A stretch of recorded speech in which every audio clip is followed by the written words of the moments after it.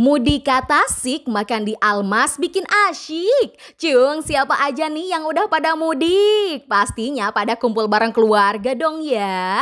Makan rame-rame di Almas Fried Chicken bikin momen lebaranmu makin asyik. Ternyata bukan cuma jalanan aja yang bisa macet. Antrian di Almas juga padat merayap nih coy. Saking ramenya banyak yang pengen cobain ayam goreng Saudi nomor 1 di Indonesia ini.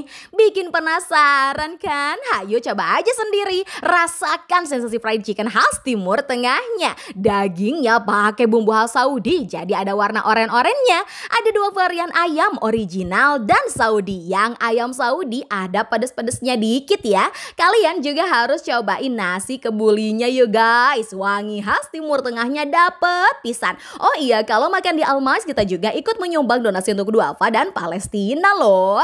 Kalian juga bisa pesan big order via WhatsApp di bawah ini ya.